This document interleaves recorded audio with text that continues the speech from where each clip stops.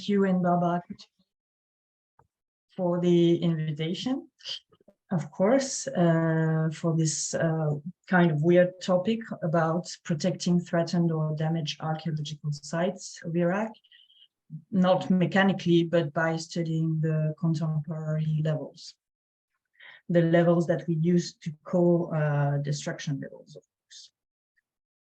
So maybe I can hide this. Okay. So basically, the issue is to study archaeological sites in a very difficult contemporary context, as archaeological heritage in times of war is victim of its abandonment, of clashes, and of looting, of course. It is an emergency situation, but one that lasts in Iraq since the 1980s, and where we have limited access to the field, depending on the area, as you all know. The basic question, if I can say, is how to monitor sites during conflict, and what kind of damage do they suffer. But it is also possible to question if the looting is targeted or random, what are the preferred targets, can information still be learned from damaged sites and how? And to question also if there is a difference between damaged sites and damage to archaeological sites, and contemporary archaeological levels. And to those questions, I would like to add one for today, and it is answering those questions. Can it help to protect the threatened and damaged heritage? So in order to address this issue, the talk will focus on a specific type of archaeological sites, which are TELs. A first group of sites were analyzed as part of my PhD and comprise 75 TELs from the Sharizal Plain in Iraqi Kurdistan, spreading on a 135 kilometer square area. Irrigated and fertile, the Sharizal Plain is a strategic stake during conflicts because of its environment and its agricultural potential. It is also located at various administrative and ethnic borders at the heart of the conflicts that are shaking Iraq.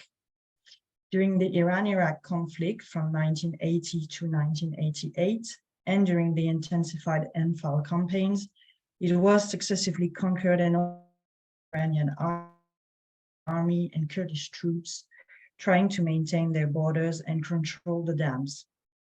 And as well as the population, of course, the archaeological sites suffered.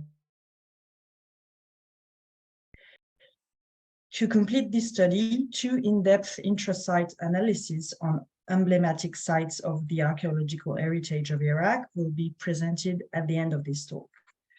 The damage assessment on those sites was made in the context of the program Revitaliser la valorisation du patrimoine archéologique d'Irak, thanks to the collaboration between CNRS and Archaeos at Larsa, under the direction of Régis Vallée, and the collaboration between Paris I University and Archaeos at Khorsabad, under the direction of Professor Pascal Buterin.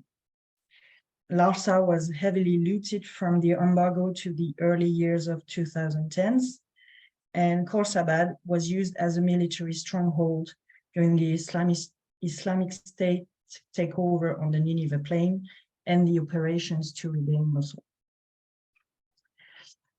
To continue with this brief introduction, we will discuss different types of damage during this talk, some more than others, and some being excluded of the study, but I will just cite them here. So basically, within my PhD, I was studying both natural and anthropic damages, natural damages being including mechanical threat, chemical threat, and biospherical threats, and anthropological threats being looting, military occupation, and impact. Those three are the ones we're going to discuss most today, because natural threats are more or less considered as taphonomic issues, and usually archaeologists are used to them, let's say, which is not always the case for looting, military occupation, and weapon impact. Of course, there are other threats to archaeological heritage, such as urban development, agricultural practices, and sometimes natural disasters. But we won't have time to talk about all these. And like always in research, sometimes you have to focus on one or two things and not the whole picture. Damages, those type of anthropologic damages made to archaeological sites in times of conflict is an issue that has been consistently addressed for almost 2 decades now. Monitoring of a large area has been done, such as by the IAMINA project or through ASOR reports. Yet, considering the stigmas of destruction as proper subject of study is still anecdotic. Even on the topic of looting, there is the famous study of Elizabeth Stone for Mesopotamia, but since 2008, there has been only a few studies that address really the question of patterns in looting. And it is only very recently that publication emerges on the potential of modern and contemporary conflict archaeology in the Middle East, such as the study of Mary Shepperson within the Sharak Spassin project, or the study of Lenka Starkova on the unfalized villages in Iraqi Kurdistan, for instance. So at my small scale, I try to remedy that and study the damages as a proper archaeological layer and subject.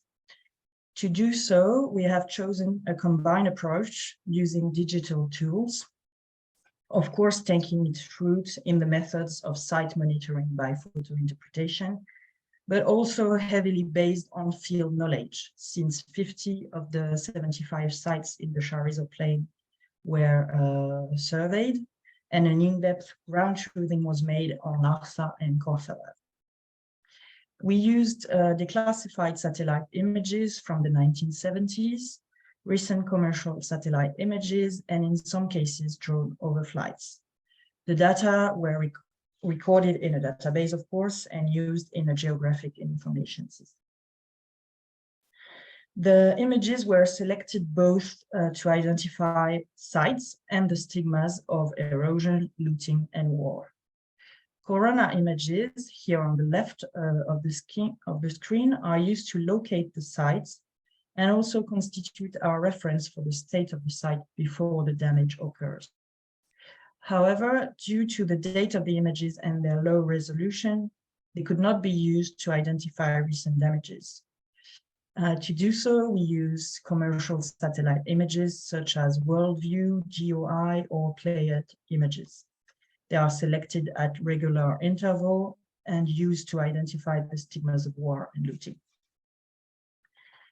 The analysis of all the images made it possible to characterize each site in the database and to define all the elements presented on the tree structure below. Namely, we determined the type of sites, the type of damage that it had suffered, and how often the damage occurred. So let's continue. After the methodology, the typologies that are derived from the methodology.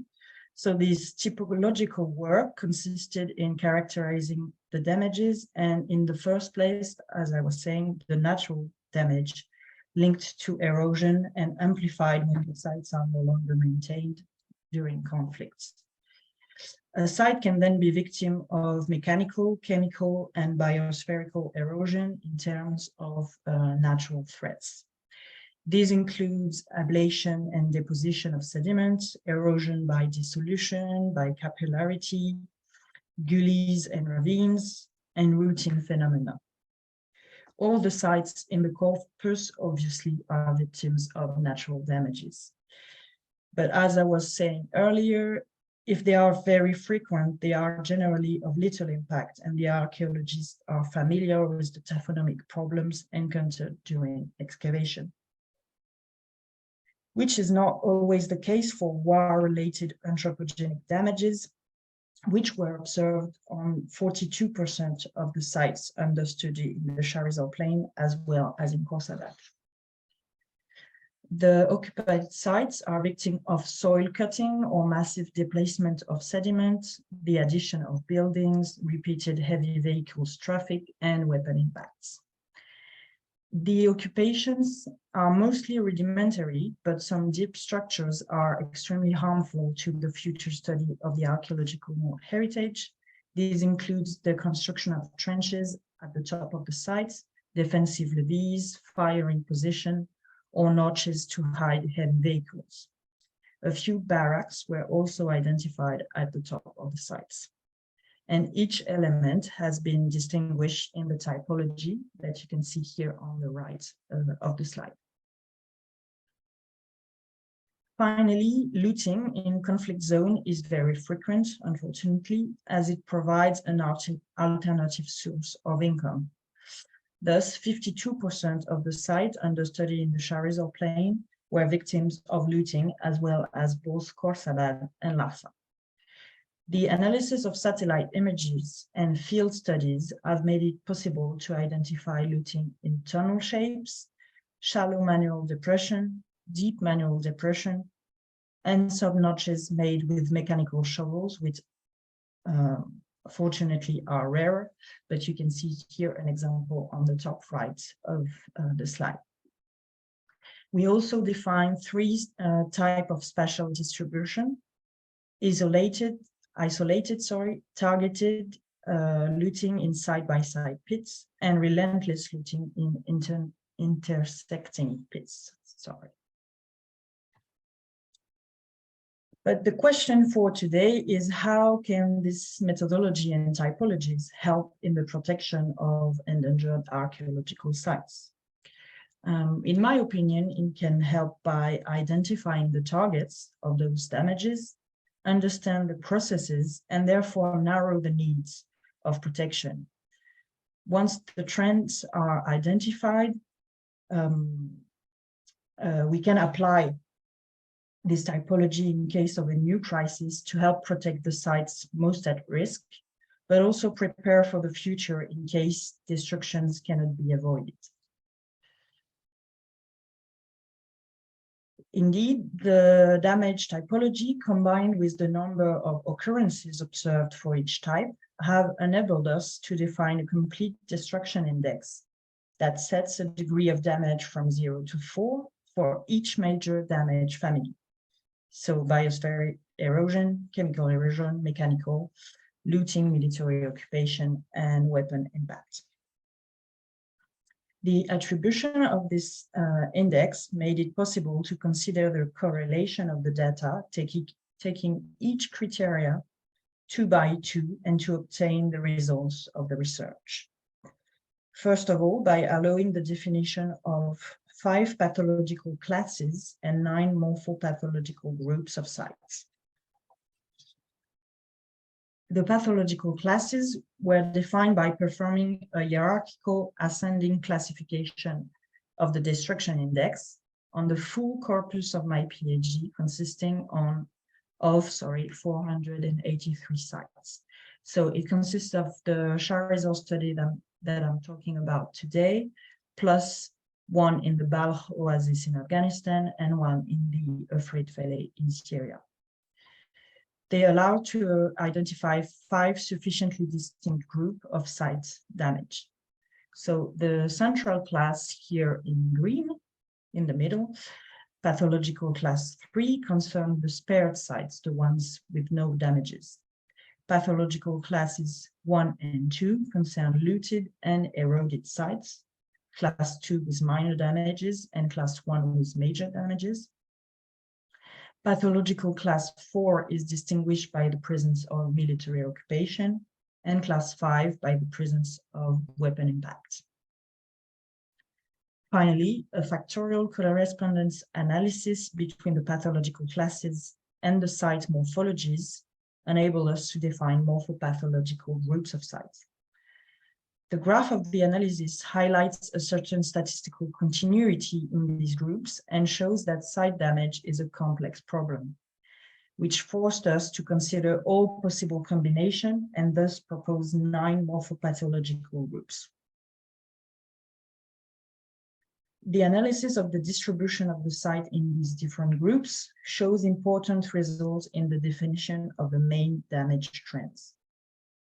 Thus, within the spared site, represented in orange on the histogram, we can distinguish a very large proportion of what I call invisible tells, which corresponds to the lowest site's morphology of the corpus, compared to the visible spared sites, which represent only 2% of the corpus. We also note that all morphological types of sites are potential victims of shallow damages, represented in yellow. But the more visible the site is, the higher the risk of looting and erosion. The sites that are heavily impacted are shown in blue in the histogram. Finally, we can see that military occupation, here in pink, is preferentially located on structured sites, 13%, then on large tells, 11%, and very little on the lowest tells, 4%.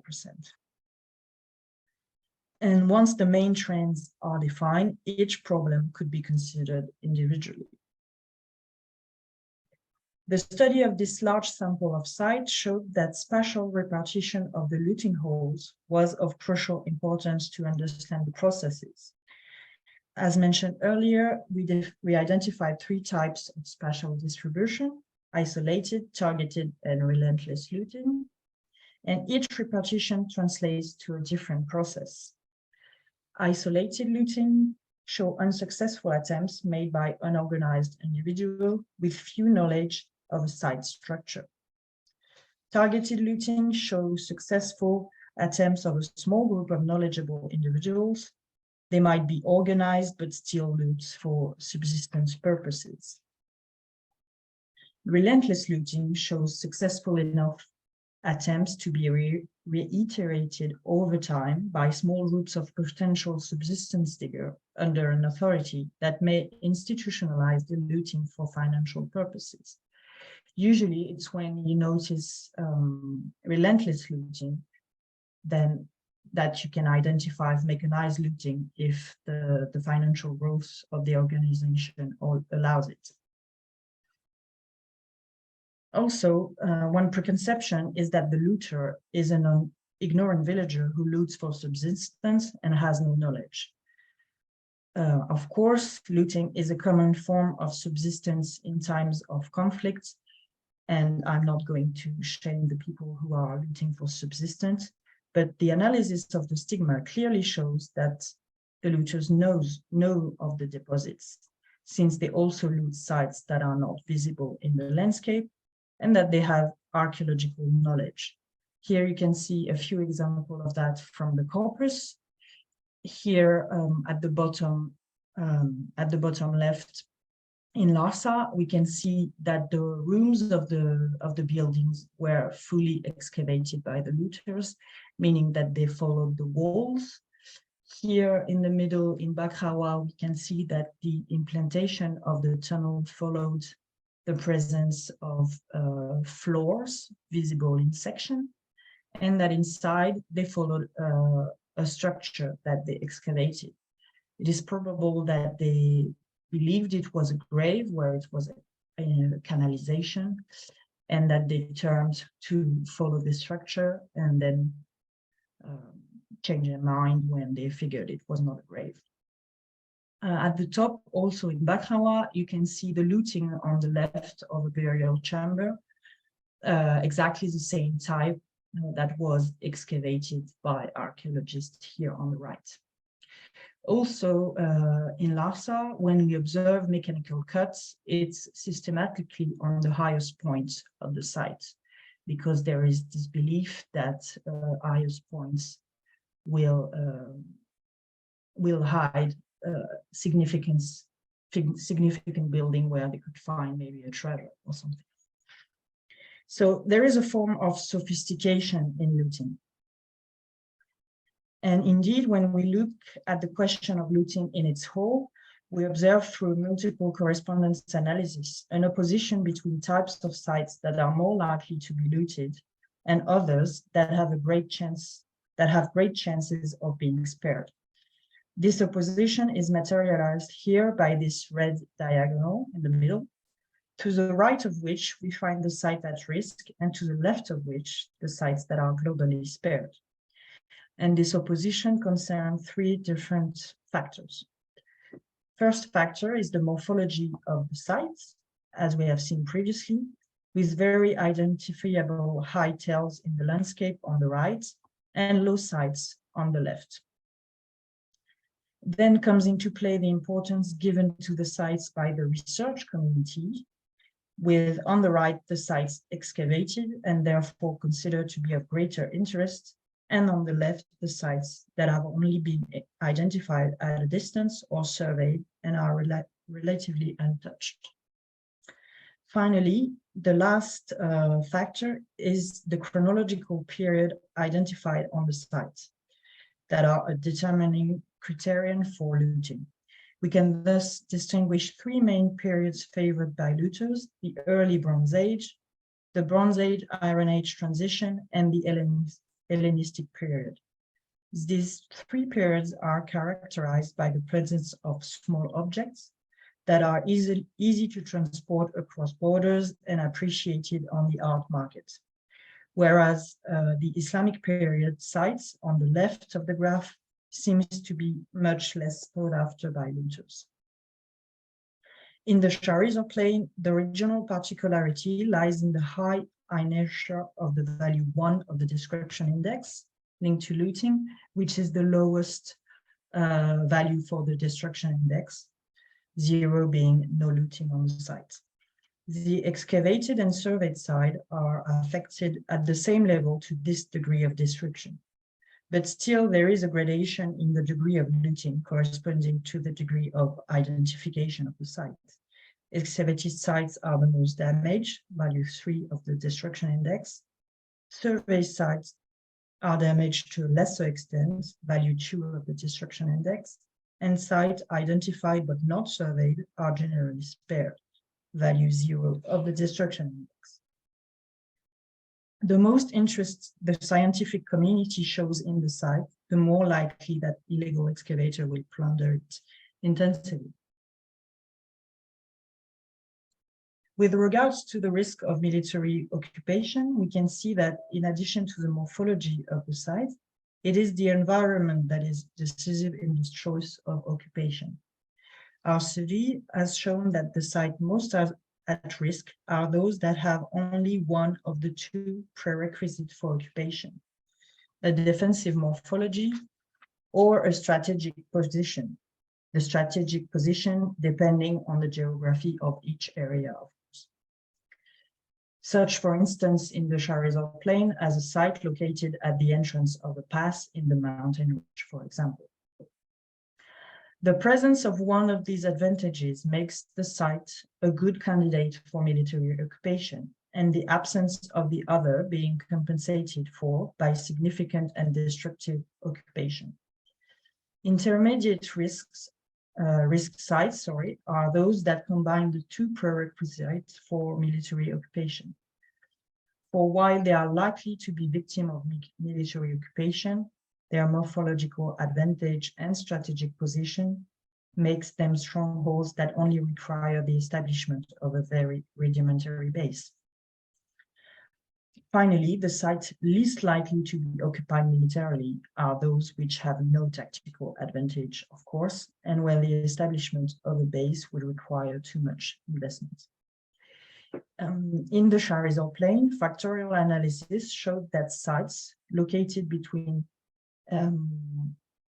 8,100 to 13,500 meters away from a natural defense are most likely affected at levels 2 and 3 of the destruction index related to military occupation. Beyond that point, the sites are spared, while below that point, the sites are very likely occupied, value 1 of the destruction index. Of course, this pattern is biased by the presence of the artificial lake in the middle of the plain, which justifies for the absence of occupation beyond a distance of 13,500 meters. But once this bias has been identified, the analysis shows that sites close to the natural barrier can be occupied in a rudimentary way because they have the advantage of the terrain, and that moving further away, sites are occupied more intensively to compensate for the loss of such advantage.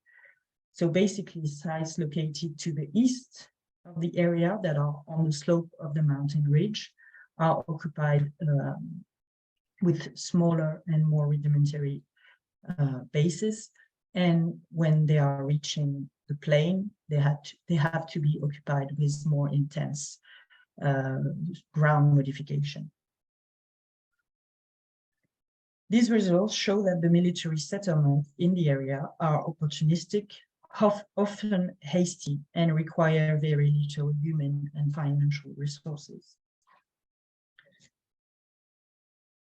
After exploring the methodology at the regional scale, we were lucky enough to be part of a research program that allowed to explore more at the intrasite level using the same methodology. In Lhasa, for instance, where the French team under the direction of Régis Vallée was able to return in 2019, the issue of looting was well known. To assess the damages, we started with a remote analysis by photo interpretation on a satellite imagery from 2010 and a drone coverage of 2019, showing that the looting continued well after the embargo was lifted and on an extended in surface. So here on the left, you can see the drone coverage of the site, and on the right, the results of the analysis on both 2010 and 2019 images. So 2010 heat map are in purple and 2019 are in red. And we can see that between 2010 and 2019, the looting expanded a little bit in the areas that were already intensively looted, and that smaller exploration was undertaken in new areas also. And as part of the archaeological survey, we decided with Jessica Giraud to proceed to a ground counting of the holes, as well as an attribution of type according to the earlier mentioned typology. This process allowed to check for biases in the collection of surface archaeological material and to control the remote assessment. Both methods gave approximately the same results, ground truthing making the attribution of the types more and more accurate.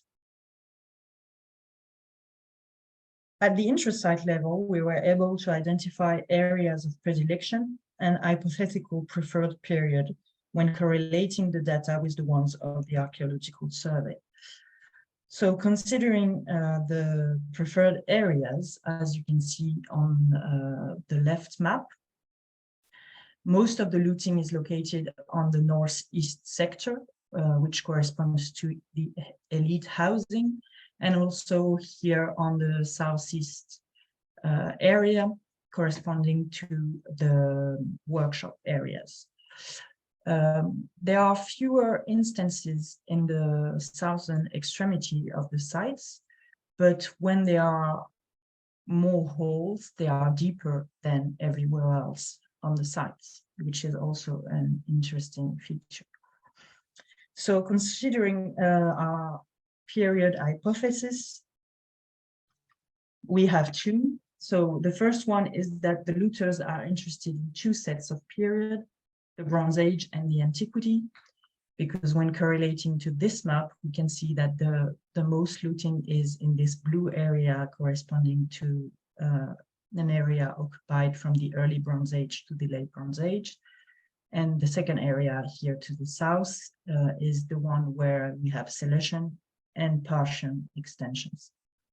Or our second hypothesis is that the looters are only interested in Bronze Age objects and have undertaken deeper excavation in the south of the site to reach the ancient level. And that's why I was mentioning Here to the south, the fact that we have deeper holes, suggesting that the looters were not interested in the surface layers and were trying to reach the Bronze Age stratas of the site. We can also easily identify type of objects that were sought after by looters, considering the material that we find during the survey. So we guess most of the elements that were looted in the northeastern part were the miniature elements that we found a lot in this area.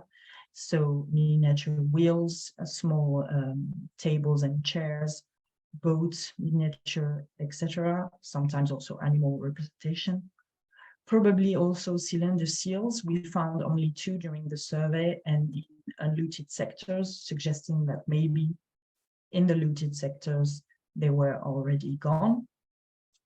Probably also cuneiform tablets, the presence of which is attested by the excavation, and we had only 1 fragment during the survey.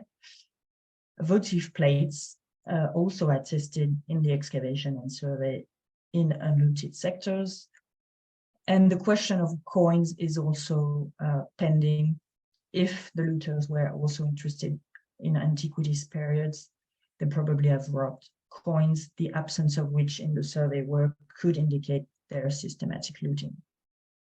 On a smaller scale, we can expect beads to have been looted or other items of jewelry such as metal rings, and probably also arrowheads or other elements. As you can see, the results at Larsa follow perfectly the established pattern from the Charizard plain, an excavated, visible, and well-known site, intensively looted in the area, where the most small artifacts from the Bronze Age period can be found. In the future, this type of site should be a high priority if we wish to prevent looting, as it is the ideal target. The second case study is focusing on Khorsabad, Dur-Sharokin, located north of Mosul in the disputed territories. Given its location, the site has suffered military occupation, which was monitored from the mid-2010s onward. Yet the study I wish to present here, done in collaboration with Jean-Jacques R, showed that the site had already been occupied before 2003, and that when contextualized, those damages constitute a very important case for conflict archaeology on the Nineveh plain. We thus undertook to track, map, and digitalize the whole military landscape surrounding Mosul to better understand the stigma made to Khorsabad. The area of the citadel is the one that suffered the longest concentration of military stigmas. On its northern slopes, here at the bottom of the drone picture, taken by Yvan Herel in 2021, we can still see a few elements from 2003. Here, the 2 U-shaped cache vehicles in blue. These U-shaped structures made to hide vehicles are part of a larger concentration extending from the citadel to Gate 1, and also part of the military landscape designed by the Iraqi army and partially existing from 2002 on. This feature can be linked to the taking of Mosul in 2003 by the coalition forces when correlated with media coverage. Then, from 2003 to the emergence of the Islamic State, little is known, and unfortunately, there are no satellite imagery freely available from 2004 to 2010. But from 2013, the citadel is occupied again by Peshmerga troops, then taken by the Islamic State, and from 2016 is part of a major front line of Operation Welcoming Nineveh. That front line runs south of Khorsabad and leans on the city walls and gates. It is composed of a double linear of 1 earthen levee and 1 trench, and of small bastion with barracks every 300 meters or so. This layout is completed between November 4th and November 11th, 2016, And this defense system, a combination of a front anti-tank ditch and back defensive levee with firing position and cache tank, is of a similar setting as the alteration from the Iran-Iraq war observed in the northeast ramparts of Sharak's Passing in the south of Iraq. Persistence of this simple yet effective design demonstrates the Iraqi security forces' influence in the military strategy. The study shows that the location of Khorsabad is highly strategic, as well as not necessitating a tremendous amount of work to be used as pre-established defenses exist. Here again, the site has the exact disposition to be damaged as described by the military occupation analysis from the Sharizah Plain. It was considered as an outpost for ground forces posted on the Jebel Bashika and in the Nawaram Pass, and an observation point wide enough to garrison some troops for controlling the Piedmont and the access to the northwestern mountains. It is also the gateway to the autonomous territory of Iraqi Kurdistan, which explains all the more the importance for the Peshmerga to maintain their position at the site. The fact that ISIS did not seem to take full advantage of the site in 2015, when damages were concentrating on the citadel, nevertheless gives us a hint as to how it is an ineffective topographic stronghold on its own. You can see here on the map from ISIS occupation, only the black triangle on the top of the citadel was, it was the only barrack on the site. And you can see in black the areas that they could see from that point. So when the site is located at the northern limit of the territory under ISIS control, it consists merely of a checkpoint located on the citadel and overlooking the access road. And it is only when it is located at the southern limit of a territory encompassing the Jebel Bashika that its position becomes highly significant to control a small strip of land south of the Jebel and establishing a front to reach Mosul. The precise analysis of the damage at the regional and intra-site scale suggests that it is possible to develop suitable excavation methods based on 4 pillars of tell excavation and inspired by the excavation of World War I and the Spanish Civil War remains. Those pillars would be sounding, step trench, open area, and section straightening. The sounding is well suited to analyze the impacts of looting on the lower strata, understand the looting itself, and study the erosion pattern within pits. In the case of military occupied sites, the sounding is also suitable for the study of military trenches or levees. Regularly implanted along a defensive line, sound out the regularity of the structure to be analyzed and to define whether it is useful to extend the excavation surface. The implementation of step trenches on military occupied site is also relevant in the case of peripheral military trenches or levees. Finally, certain notches made to conceal heavy vehicles allow opportunistic sections to be made, and the excavation of weapon impacts can be foreseen as of burial pits in opposite quarters to display the maximum information on the sediment dispersion. So I propose a revisited schematic of the excavation of a damaged tell, but of course for each morphopathological group, more specific methods should be implemented depending on the size and morphology of the site and the intensity and type of damages.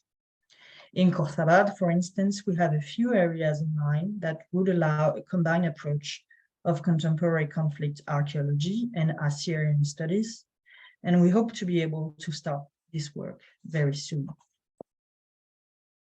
So just to give a few conclusive remarks, this type of research allows to assess the extent of certain types of damages, define patterns of looting and military occupation, and identify the site most at risk.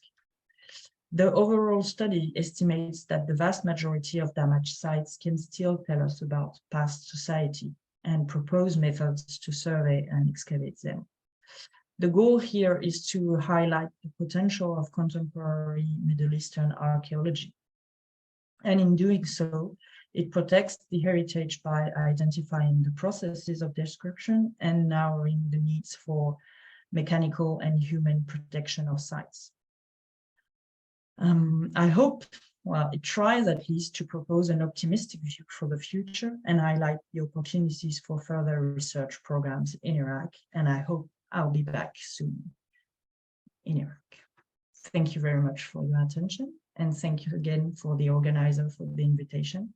And if you have any questions, I will be very glad to answer them.